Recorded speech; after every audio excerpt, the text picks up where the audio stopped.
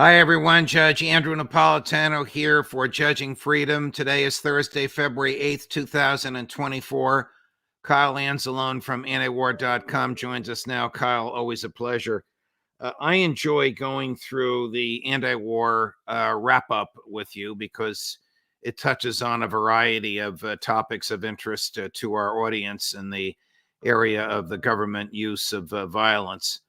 But there's just a little breaking news, actually, between the time that you and I chatted a few minutes ago and now.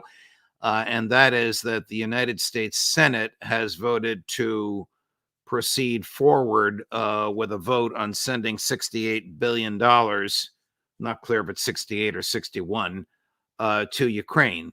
The vote was a preliminary vote, but it allows them to do it without the ordinary rigmarole that they have to go through before they do it. Wouldn't $61 million in the hands of a collapsing government and collapsing military just assure more death and destruction and maybe postpone, maybe not at all postpone, the inevitable crushing Ukraine defeat?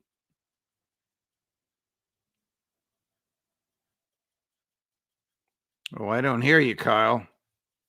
It's very disappointing news, Judge, that the Senate moved that bill forward. But unfortunately, I guess I do think that they're going to end up passing some aid to Ukraine. But in the short run, it seems like Ukraine has far more desperate problems. Zelensky just fired the head of his military today, Zelensky, and so that's a big move. And the Senate moving forward here may be something, but overall, I think in the House, this aid for Ukraine is going to have to be attached to probably border security as well as aid for Israel and Taiwan. And so I see a hard time of this particular bill moving forward in the House, even if it does pass the Senate.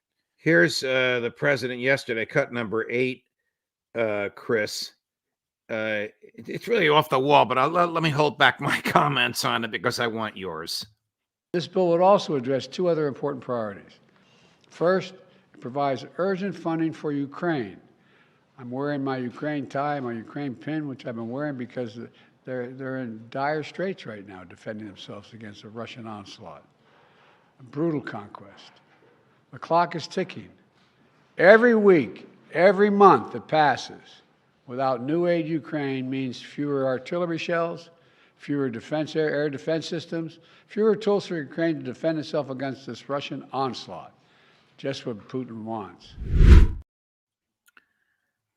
you think that his mind, who knows about his mind? Do you think his mindset, his attitude is back in the days of the old Soviet Union when Ronald Reagan called them an evil empire, as opposed to today where Russia is a highly sophisticated, self-sufficient economy that should be our trading partner and not our fanciful, based on Joe Biden's beliefs, military adversary? Yeah, I think maybe Biden does try to identify himself as one of the great U.S. wartime presidents and up against a true evil in not only Russia, but Hamas and other groups like groups across the Middle East and also Iran and North Korea and China. And this mindset has embroiled the U.S. into multiple conflicts now that have cost us billions and billions of dollars. And Biden is still pretending like we need to continue on this crusade to help the Ukrainians, when in reality, things are collapsing in Ukraine. And the best thing that we could do for them is to facilitate some talks with Russia and maybe offer, Russia and say, hey, we will close the door on NATO membership to Ukraine. We're willing to remove some of our missile batteries from Eastern Europe if that will help you to, end the war in Ukraine and maybe give Ukraine back some territory in exchange. I haven't seen the agreement, but the handshake agreement, there were some written notes, of course, in Turkey 2 years ago in March of 2022 between Russia and Ukraine, didn't even require the removal of any American offensive military equipment from, say, Poland. It only required that the Russian-speaking parts of Ukraine go back to Russia and the rest of Ukraine stay neutral and not in NATO. I don't think they're going to get a deal that good now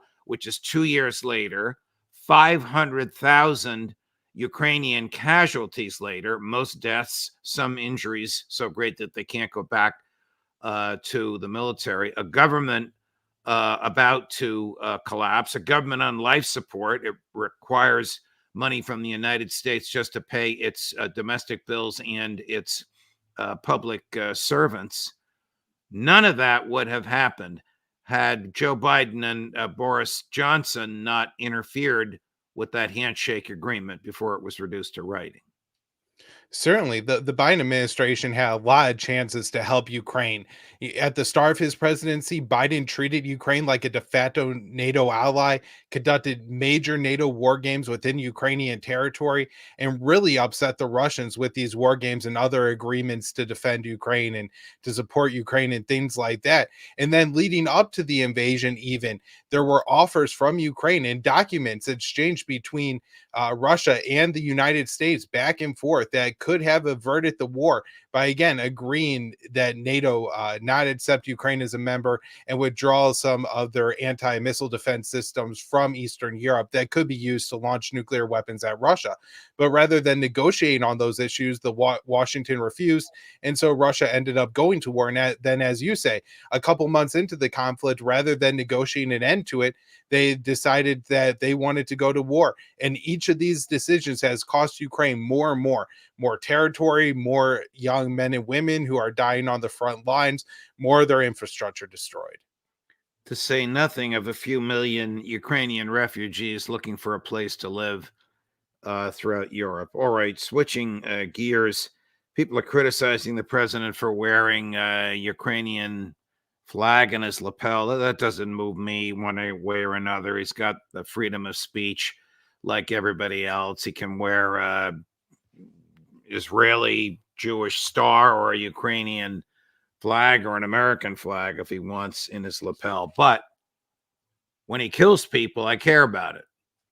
So the drone that killed 3 American soldiers, reservists from Georgia, confined to this god-awful place called Tower 22 at the border of Syria and Jordan, and injured between 37 and 40 other soldiers, was responded to in a variety of ways. The president directed 85 different attacks on structures, many of which were empty, and many of which caught up about 25 or 30 civilians, tribesmen, herdsmen, and their families, and killed them. They had absolutely nothing whatsoever to do with the attack on Tower 22. Now, yesterday, the United States government fired a drone from within Iraq, where we've been asked to leave, to inside Baghdad, the capital of Iraq, in order to kill a Hezbollah leader. It succeeded in killing this person, it says. It also killed 2 others who had nothing to do with him.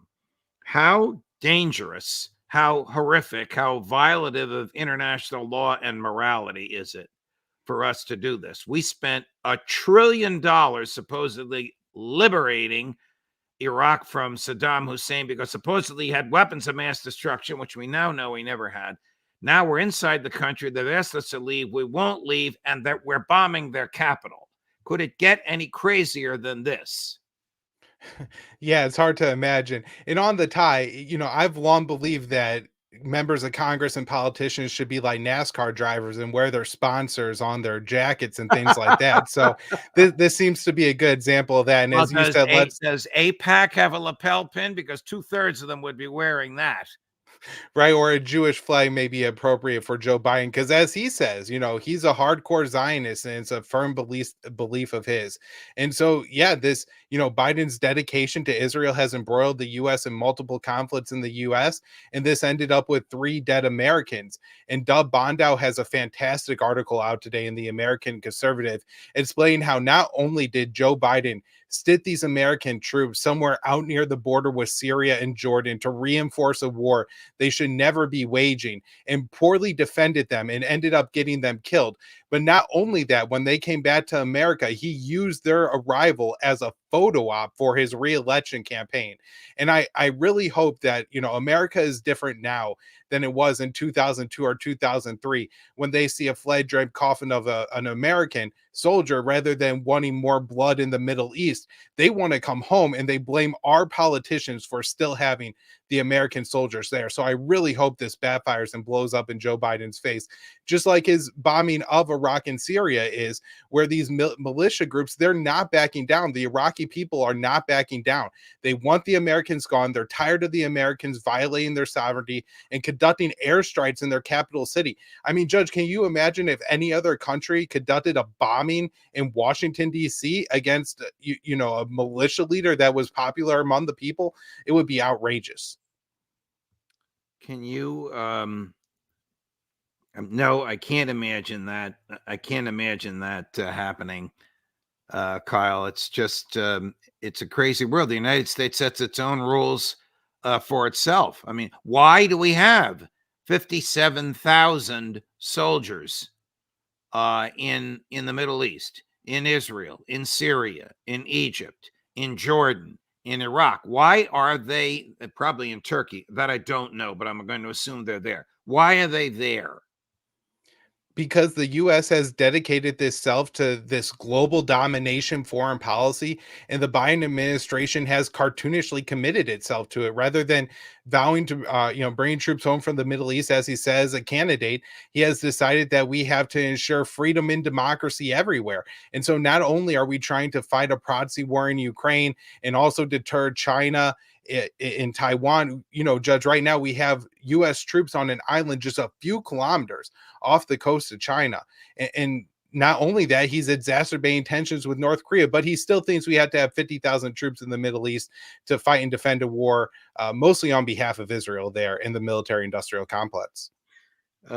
Yesterday, the Saudi Arabian government announced that there will only be normalization with Israel if there is a Palestinian state, and they insisted it be the 1967 borders and that it be a free state, free to have its own security and military apparatus. This, of course, I guess, is a non-starter with the Israelis, or at least with the certain Israeli government. I wonder why the Saudis would do this now. They must know it's a non-starter with Netanyahu. Maybe they're trying to drive Netanyahu out.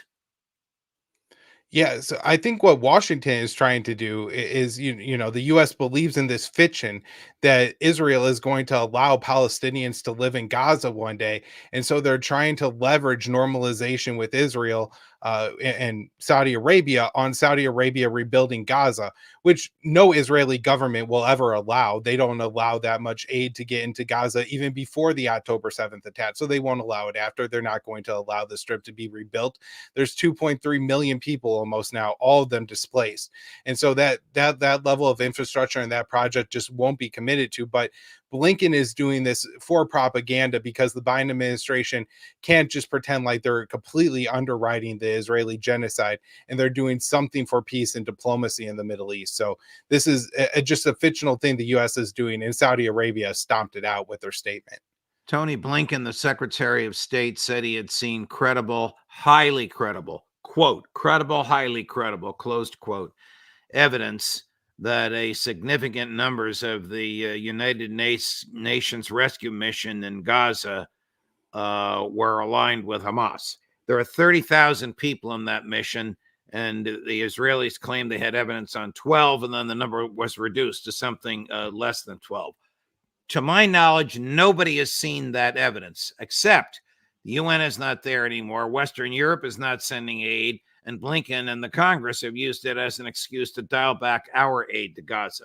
This is Israeli propaganda, I submit to you, at its absolute worst. Kill these people and starve those who survive the killing. Yeah, the agency you're talking about there, UNRWA, is the UN agency that supports aid going into Gaza and is really the key facilitator of that. In fact, the Israeli military has even admitted that if UNRWA has to shut down, they worry that the famine in Gaza will get so bad that they have to stop their military operations because it'll be such a drastic humanitarian catastrophe. And so that's what we're on the brink of right now. And as you mentioned there, Israel claimed that 12 members of UNRWA participated in the Hamas attack on October 7th. The U.S. just bought it without any evidence at all. Israel has a what they claim is an intelligence dossier that backs up their claims, and then they produced a 6-page summary of that and distributed it to select media sources, including Channel 4 in the UK, the Daily Beast, and CBS News, all of which reviewed the documents and said there's absolutely no evidence of anything there. But this has happened time and time again throughout since October 7th and throughout the Israeli military campaign in Gaza, where whether it's the tunnels under the Al Shifa hospital, the 4 beheaded babies, or the mass rape, the U.S. government just repeats whatever the Israeli government says. And even if there's never any proof for it, they take action based off of the lies that Israel is telling. And here they have suspended funding for UNRWA as well as 17 other Western countries. You don't judge one of the countries that didn't. Belgium actually had their aid office in Gaza bombed by the Israelis afterwards. So maybe Israel was trying to send a message there that there's going to be repercussions if you don't suspend your aid to UNRWA. The Israeli government claims that of the remaining Israeli hostages in Gaza, between 30 and 50 have been killed. What they don't say is that they were killed by the Israeli IDF destroying the buildings in which the hostages were housed. I know you're not an expert in Israeli domestic politics, but how much longer do you think the Israelis will tolerate Netanyahu? I think as long as he keeps up the war in Gaza, they're going to tolerate him. I think there's a large faction in Israel that is for the ethnic cleansing of Gaza. I even saw the father of one of the hostages say that, if his son dies in the military campaign, so be it. It has to go on. So there is members of the Israeli populace and some of the family members of hostages who are protesting against Netanyahu, but the far right has a lot of power and influence over Netanyahu, and there's a lot of forces working against any kind of ceasefire end to this conflict in Israel. Some of our military guests, Matt Ho, Tony Schaefer, Larry Johnson, Scott Ritter, have suggested that the United States often puts troops in harm's way to be a tripwire or to be bait in order to draw an attack to justify war. It's horrific that the U.S. would do this, but apparently it does, and perhaps that's why those 4 or 3 reservists from Georgia at Terra 22 are dead. Is that why we just sent 50 troops to an island off the coast of Taiwan? I mean, why do we have to have the U.S. military on an island off the coast of Taiwan?